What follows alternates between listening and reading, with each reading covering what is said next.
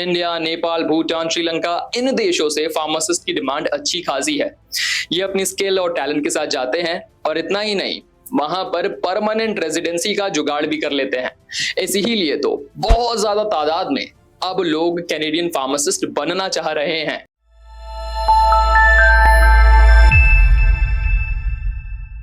अरे कनाडा आना हमारी किस्मत में कहा, तुम कैनेडियन फार्मासिस्ट के ही मजे हैं, तुम अपना काम करो। चलो ठीक है भाई।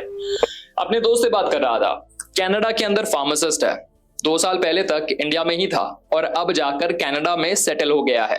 देखो कनाडा के अंदर फार्मासिस्ट की अच्छी खासी डिमांड है, इसके बहुत सारे रीजंस हैं।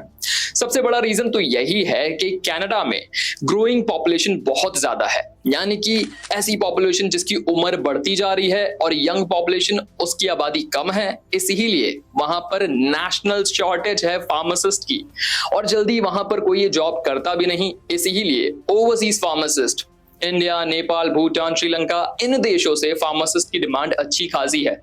ये अपनी स्किल और टैलेंट के साथ जाते हैं और इतना ही नहीं, वहां पर परमानेंट रेजिडेंसी का जुगाड़ भी कर लेते हैं। इसीलिए तो बहुत ज्यादा तादाद में अब लोग कैनेडियन फार्मासिस्ट बनना चाह रहे हैं। पर क्या ये बहुत अच्छा है? चलिए जानने की कोशिश करते हैं।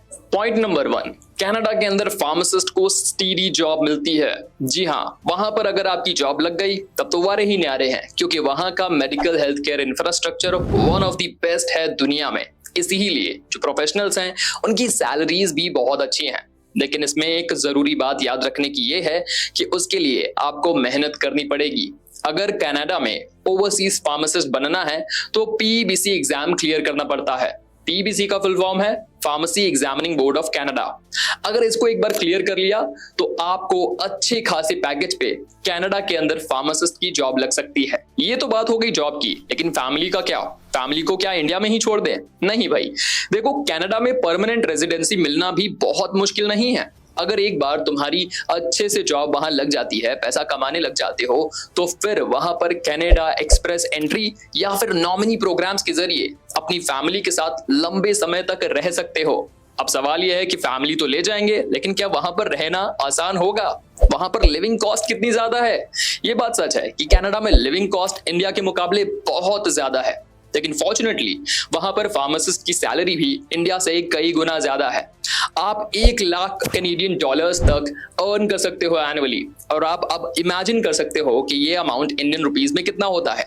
इतनी सैलरी के साथ हाई कॉस्ट ऑफ लिविंग को मेंटेन किया जा सकता है। एक और बात है जो कैनेडियन फार्मासिस्ट को इंडियन फार्मासिस्ट के मुकाबले एक अपर एज देती है। जैसे कि मैंने आपसे बताया है कि वहां का हेल्थ केयर इंफ्रास्ट्रक्चर बहुत ज्यादा डेवलप्ड है, इसीलिए फार्मासिस्ट को वहां पर ज्यादा पावर्स हैं और उनकी रिस्पेक्ट भी ज्यादा है। यहां तक कि वो अपने प्रिस्क्रिप्शंस को रिन्यू भी कर सकते हैं। Unlike Indian pharmacist, Canadian pharmacist एक ज्यादा वेराइड रोल प्ले करते हैं। पर सच ये भी है कि जब आप अपनी तैयारी कर रहे हैं, अगर इधर उधर भटक गए तो आपको दिक्कतों का सामना करना पड़ सकता है, काफी अटेम्प्ट जा सकते हैं। इसीलिए तो अगर आप कनाडा के अंदर एक बेहतरीन फार्मासिस्ट बनना चाहते हैं और अपने करियर को एक नई दिशा तक ले जाना चाहते हैं, तो अभी कमेंट में पीबीसी मेंशन करिए या फिर कनाडा मेंशन करिए। हमारी टीम एलाइट एक्सपर्टीज की तरफ से आपकी मदद करेगी आपकी क्वेरीज को रिजॉल्व करने में। एलाइट एक्सपर्टीज एक जाना माना नाम है when it comes to licensure exams. जी हाँ, फार्मेसी लाइसेंशियर एग्जाम की बात आती है तो एलाइट एक्सपर्टीज का जो सक्सेस रेट है वो 95% के करीब पहुंच चुका है। और अगर आप भी कनाडा के अंदर एज अ फार्मासिस्ट रजिस्टर करना चाहते हैं तो एलाइट एक्सपर्टीज के जरिए आप इस सपने को भी पूरा कर सकते हैं। जल्दी से एक कमेंट में लिखिए पीबीसी या कनाडा, हमारी टीम आपसे कांटेक्ट करके आपकी मदद करेगी। वीडियो पसंद आया हो तो इसे लाइक करिए, शेयर करिए और हमारे चैनल को सब्सक्राइब करके बेल आइकन दबाना ना भूलें।